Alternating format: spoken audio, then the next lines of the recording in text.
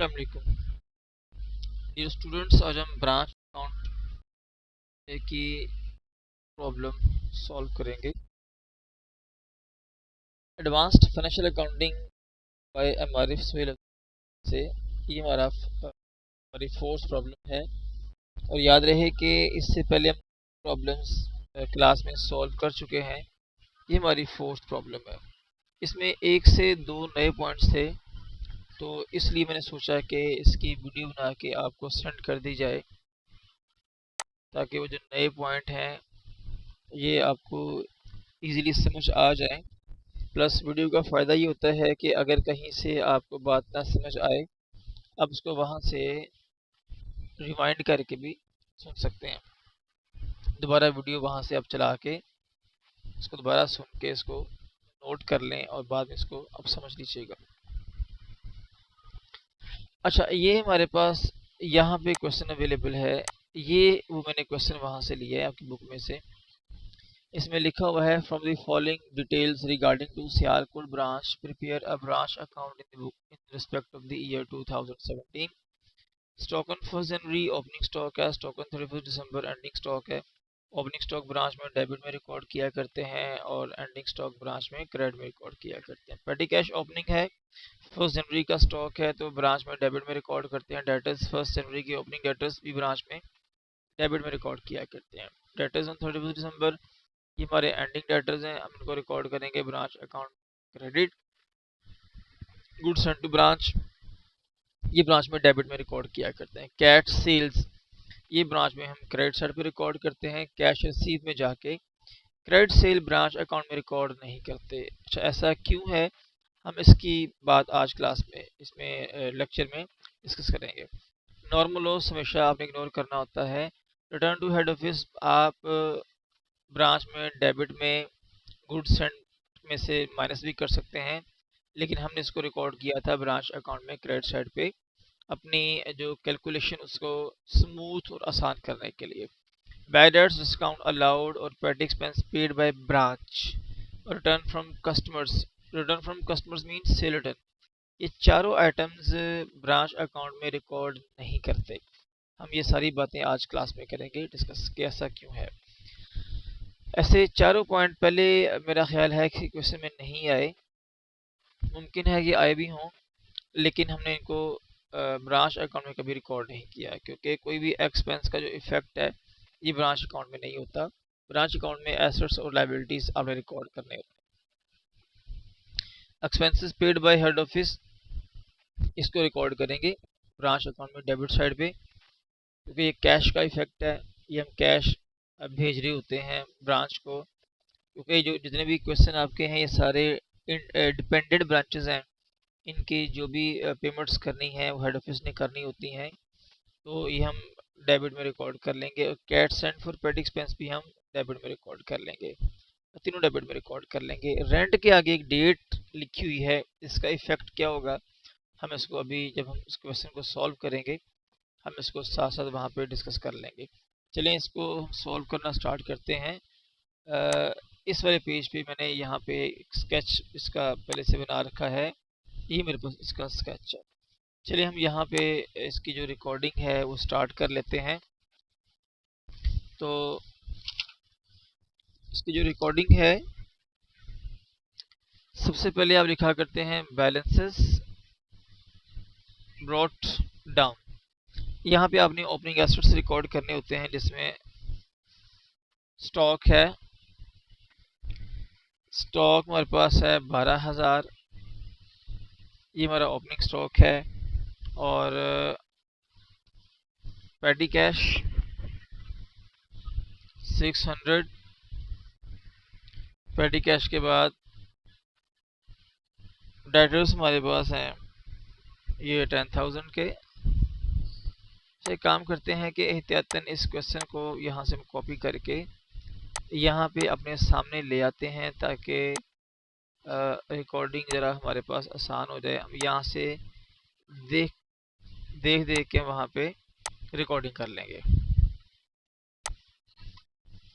Recording यहाँ पे, इसके बाद हम यहाँ पे लिखा करते हैं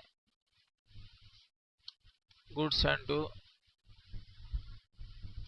ब्रांच, गुड्स इनटू ब्रांच हमारे पास है 42,000। इसके बाद कैश सेंट फॉर एक्सपेंसेस, जो कैश है हमारे पास सैलरी एंड वेजेस है। सैलरी एंड वेजेस हमारे पास जो है ये 8400। इसके बाद जो है रेंट 5250, और इसके बाद पैटी कैश जो हमने भेजा है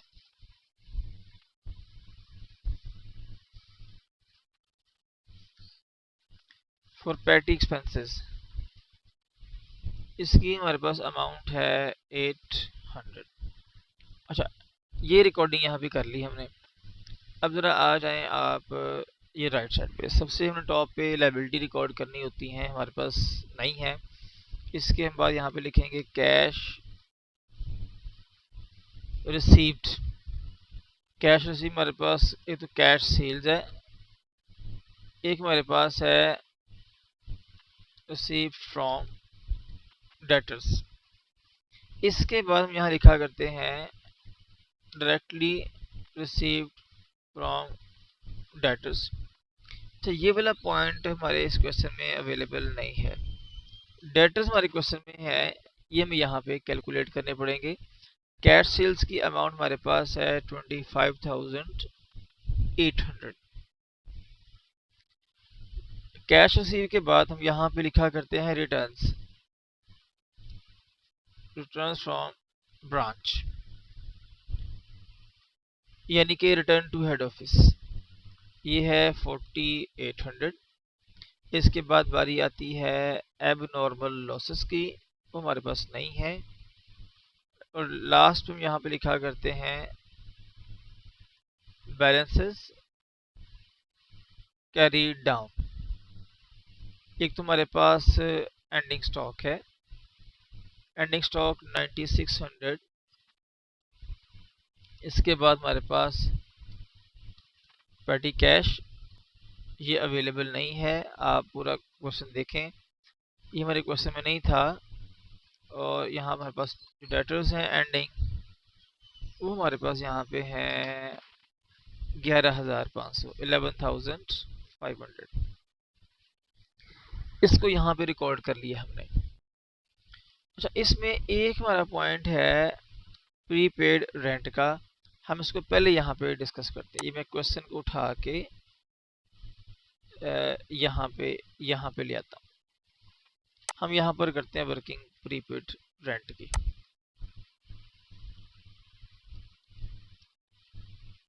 प्रीपेड रेंट,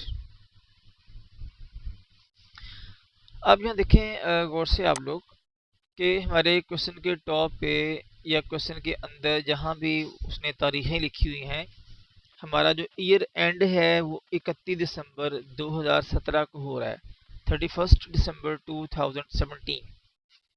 ये हमारा ईयर एंड है, यानी जो हमारा ईयर एंड है ये है 31 दिसंबर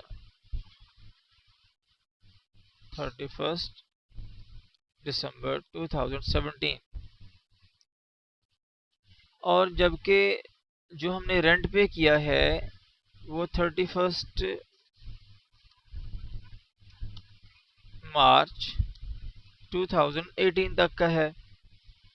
तो ये जो आपका ब्रांच अकाउंट बनेगा ये 31 दिसंबर 2017 तक का बनेगा, लेकिन जो आपका रेंट है वो अगले साल 31 मार्च तक का पेड है। इसका मतलब क्या है, इनके दरमियान 3 मंथ्स का डिफरेंस है। जो 3 मंथ्स का रेंट है वो प्रीपेड है।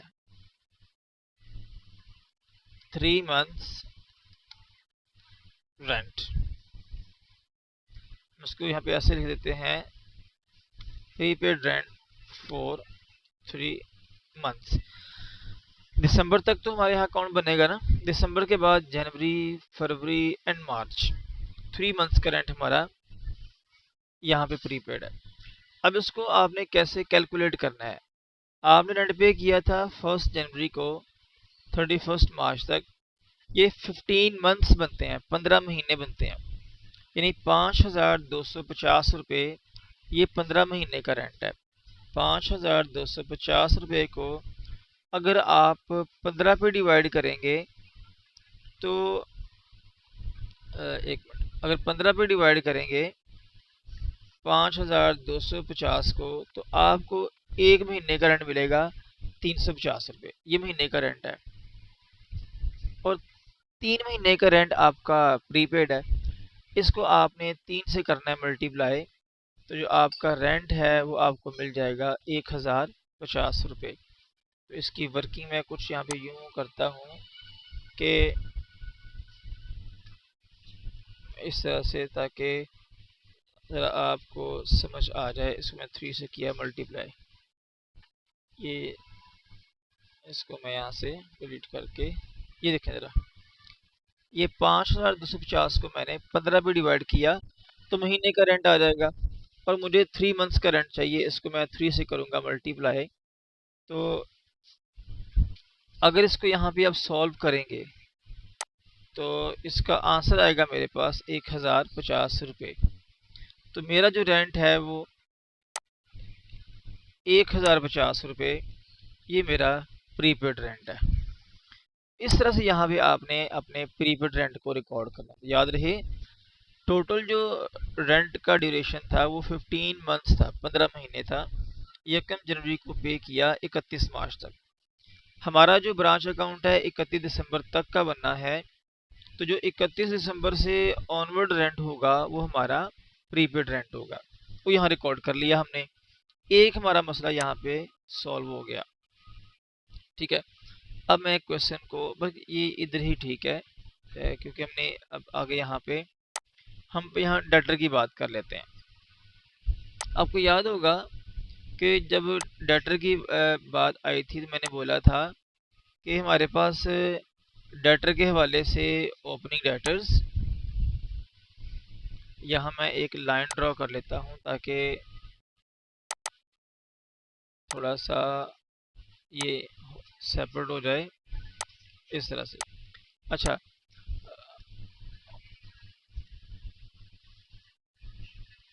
यहाँ पे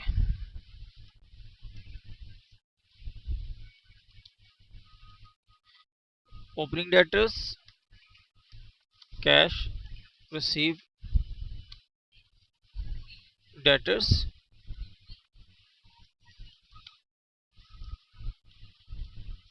और एंडिंग डेटर्स। ये तीनों जो अकाउंट हैं ये आपके सवाल में होने चाहिए। तो एक सूरत है कि अगर आपकी जो ब्रांच का पहला पहला सेशन है, पहला पहला साल है, या पहला पहला महीना है, उसका पहला पहला ब्रांच अकाउंट बनेगा, फिर तो ठीक है कि ओपनिंग बैलेंस नहीं होंगे, लेकिन फिर भी वेरीफाई करना है आपने। ठीक है ना, अगर क्लियर कट नहीं लिखा क्वेश्चन के अंदर कि ये ब्रांच का पहला पहला साल है, तो फिर तो आपको वेरीफाई करना पड़ेगा ना। तो हमारे पास सवाल में ओपनिंग डेटर भी होने चाहिए, कैश रिसीव फ्रॉम डेटर भी होना चाहिए, और हमारे पास एंडिंग डेटर भी होने चाहिए। हमारे इस सवाल के अंदर हमारे पास ओपनिंग डेटर्स 10,000 हैं और एंडिंग डेटर्स 11,500 रुपया है, और कैश रिसीव फ्रॉम डेटर नहीं है। यानी हमारे इस सवाल में जो है, यहाँ मैं लिखता हूँ, ये गिवन है, ये गिवन नहीं है, ठीक है, ये गिवन है। अब ये आपने यहाँ पे कैलकुलेट करना है। वे कैसे हम इसको फाइंड आउट करेंगे? हम यहाँ पर ब्रांच का अकाउंट बनाएंगे। इसी तरह से यहाँ मैं एक और लाइन ड्रॉ करता हूँ, तो ये रह गया हमारा। हम यहाँ पेटी कैश की बात कर लेते हैं। ओपनिंग पेटी कैश है,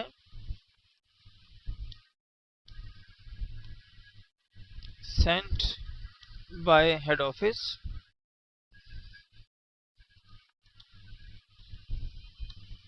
एंडिंग पेटी कैश है। अच्छा, हमारे इस क्वेश्चन के अंदर ओपनिंग पेटी कैश हमारे पास है गिवन। हमारे पास जो पेटी कैश गिवन 800, ये भी अवेलेबल है। ये हमने जो एंडिंग पेटी कैश है यहाँ पे कैलकुलेट करना है। या हमने इस क्वेश्चन के अंदर जो एंडिंग पेटी कैश है वो हमने कैलकुलेट करना है। तो यानी इस तरह से जो 3 अकाउंट हैं ये आपके पास पूरे पूरे होने चाहिए। हम यहाँ पहले डेटर का अकाउंट बना लेते हैं। ये हमारे पास ब्रांच का डेटर अकाउंट है। अब जब भी आप डेटर का अकाउंट बनाएंगे तो इसमें डेटर से रेलेवेंट सारी इंफॉर्मेशन रिकॉर्ड करेंगे। एक हमारे पास ओपनिंग बैलेंस है डेटर का, वो है 10,000। इसके बाद हमारे पास क्रेडिट सेल है और सेल की एंट्री पास होती है डेटर्स अकाउंट डेबिट और सेल क्रेडिट। हम इसको डेबिट में रिकॉर्ड किया करते हैं।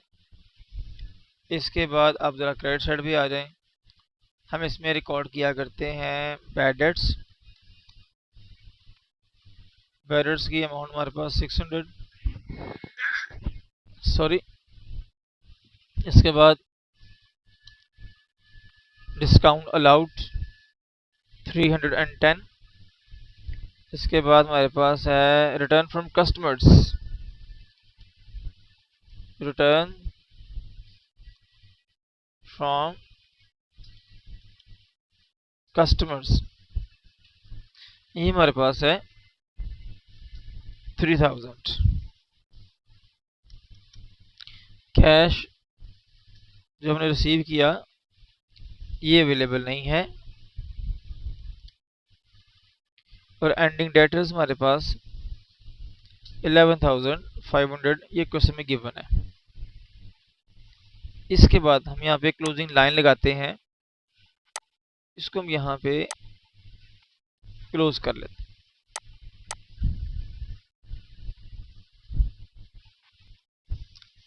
यहाँ तक बनेगा हमारा ये डेटर का अकाउंट। अब इसे हम करते हैं टोटल। ये वाली जो अमाउंट है ये हमने कैलकुलेट करनी है जो कैश रिसीव फ्रॉम डेटर्स है। डेबिट का हम करेंगे टोटल, ये 46,000 है, यहाँ भी आएगा हमारे पास 46,000। ये हमने कैलकुलेट करना है, ठीक है। वे कैसे करेंगे? 46,000 से ये चारों आइटम लेस करेंगे। आपने कैलकुलेटर पे क्या करना है, इस 46,000 में से ये चारों लेस कर देनी है। यानी 46,000 माइनस ये 600 माइनस 310 माइनस 3,000 एंड माइनस ये डेटर का एंडिंग बैलेंस, सॉरी ये आ गया 30,590। कैश रिसीव फ्रॉम डेटर्स यहाँ पे आ गया 30,590। यहाँ पे रिकॉर्ड कर लिया आपने। ये आपने किया था यहाँ पे फाइंड आउट, इसको मैंने यहाँ पे रिकॉर्ड कर लिया।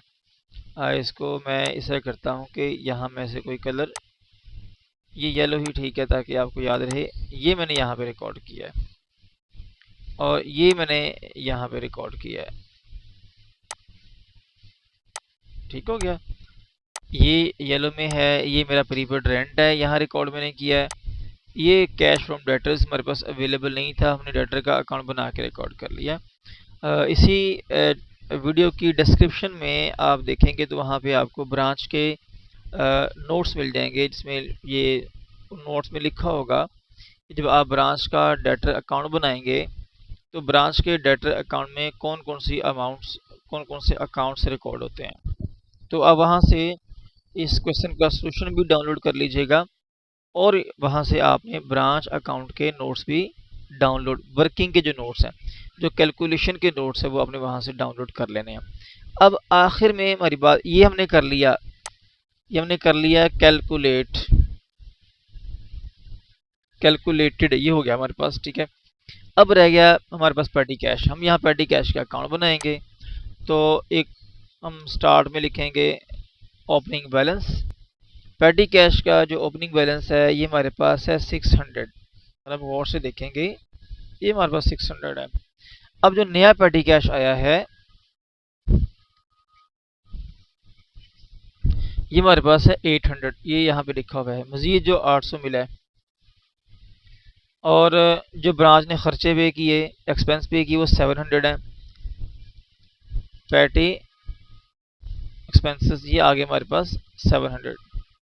इसके बाद हम इसे कर देंगे क्लोज। इसको मैं कॉपी यहाँ पेस्ट करता हूँ बस क्लोजिंग करने के लिए, ठीक है। ये आ गया। हम इसे करेंगे सम, क्योंकि डेबिट का टोटल ज़्यादा है। इसको रिकॉर्ड करेंगे दोनों जाने, कॉपी एंड पेस्ट, ठीक है। यहाँ भी रिकॉर्ड करेंगे 1400, और हम यहाँ निकाल लेंगे इसका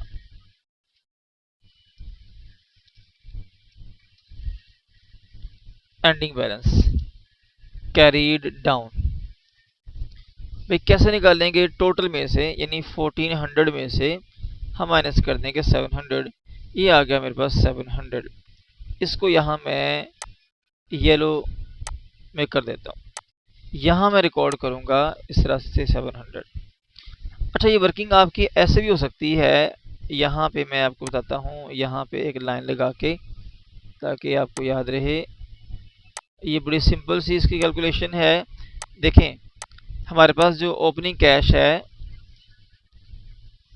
ओपनिंग पैटी कैश, ये हमारे पास है 600, जो ओपनिंग बैलेंस है। जो हमने रिसीव किया मजीद कैश, ये आ गया 800। अगर आप दोनों को जमा करेंगे कि हमारे पास कितना कैश हो गया, इकट्ठा हो गया है, तो ये आएगा 1400। देखें, 800 एंड 600 प्लस किया, ये हो गया 1400। ये आ गया मेरे पास टोटल कैश। इसमें से हम लेस कर देंगे पैटी एक्सपेंस जो हमने पे किए, वो हमने पे किए 700। और जब आप पे को रिकॉर्ड कर लेंगे तो पे माइनस करेंगे, तो जो बकिया बैलेंस बचेगा वो हमारा बैलेंस बन जाएगा।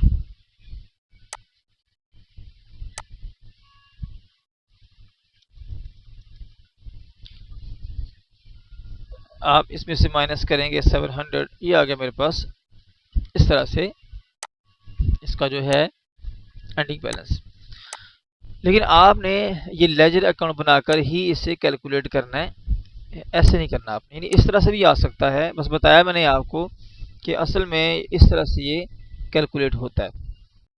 तो ये हमने यहाँ पे तीनों वर्किंग कर ली हैं, यहाँ रिकॉर्डिंग भी कर ली। नोट्स में आपको मिल जाएगा कि आपने पैटी कैश अकाउंट कैसे बनाना है। Petty cash account, branch debtors account, और उसके बाद गुड्स सेंट टू ब्रांच का अकाउंट भी बना करता है। वो तीनों आपको नोट्स में मिल जाएंगे। आप नोट्स याद से इसकी डिस्क्रिप्शन में जाके डाउनलोड कर लीजिएगा, वो पीडीएफ मिल जाएंगे आपको। अब लास्ट वाला काम क्या है, ये मैं क्वेश्चन यहाँ से करता हूँ डिलीट, बल्कि इसको मैं थोड़ा और नीचे कर लेता हूँ। सॉरी, यहाँ से मैं क्लोजिंग लाइन यहाँ ड्रॉ करता हूँ। सम करेंगे हम, देखेंगे किस साइड का टोटल ज़्यादा है। वैसे तो हमारे पास जो क्रेडिट साइड है उसका टोटल ज़्यादा होता है। चेक कर लेते हैं ना, हम यहाँ पे लगाते हैं फॉर्मूला। आप तो इसे करेंगे कैलकुलेटर से सॉल्व करेंगे। ये आ गया 79,050।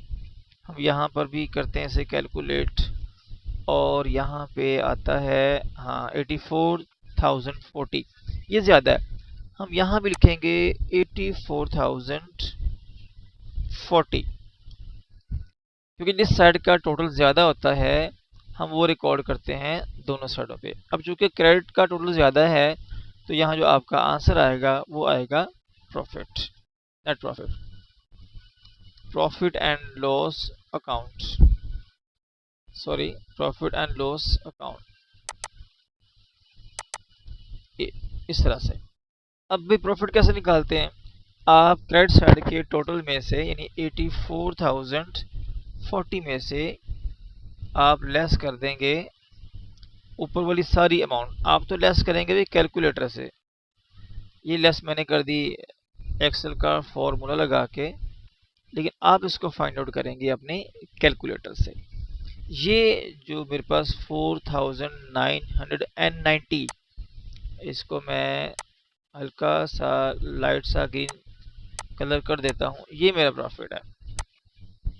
तो इस तरह से आपने ब्रांच का अकाउंट बनाना है।